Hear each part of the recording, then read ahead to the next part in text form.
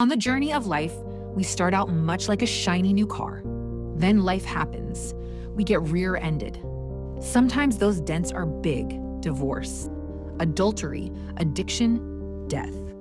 Sometimes they're insidiously small: anxiety, broken thought processes, feeling empty but not really sure why. We miss out on the joy and peace we were destined for. At the Dented Fender, our passion is to equip folks with tools and principles to move forward through each challenge. To no longer be defined by the dents of life, but instead to allow challenge to grow into something greater, richer. To emerge with strength and blessing from the journey, boldly shining with newfound peace and joy. To understand who the Dented Fender Ministry is, we need to start at the beginning with Barbara Lounsbury and her story. So there was just a lot of trauma in my life, dreams being shattered, faith in God being really challenged and tested. Really a profound moment that was heart-wrenching.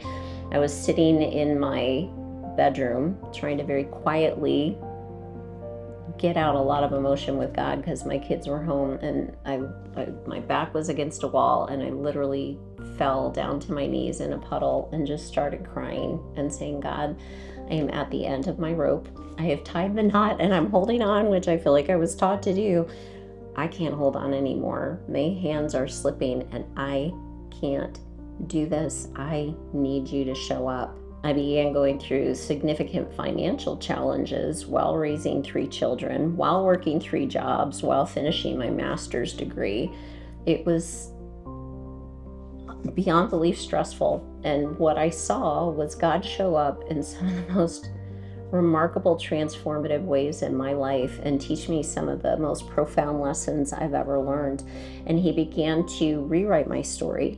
I began to learn how to be incredibly real and messy with God. And I began to understand in a much deeper way how much God really truly loves me, all of me, not just the shiny parts or the good parts or the repentant parts, but the places where I was actively wounded and hurting and messy and broken. And he met me in those spaces, not with the judgment that I expected, but with grace and with mercy. 2-3 years after this process of profound transformation and of a deeper understanding of God than I'd ever had, I was spending time with God, which was my habit, and just praying and reading my Bible.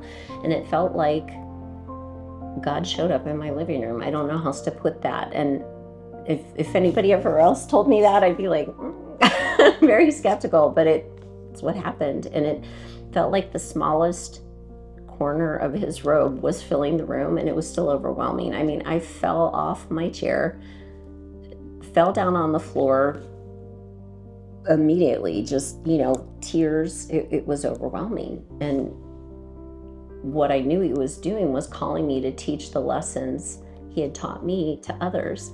And I'd love to say I was really humble and like, yay, let's go, God. I was not at all. I'm like, you've got to be kidding me. There's got to be so many other people who either have already done this or could do it better.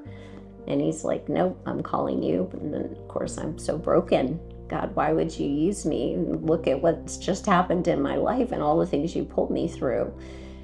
He's like, that's exactly why I'm calling you. You are going to understand in a way that somebody who hasn't gone through those things is not going to be able to understand.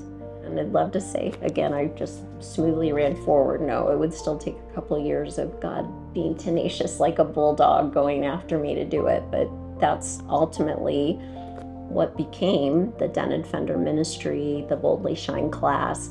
It's all those incredible, salient, life-changing principles that God taught me that transformed my story for the better, that helped my kids and I get through something that so many kids statistically don't make it through. So many adults statistically don't make it through intact, healthy, emotionally happy, and stronger spiritually for the process.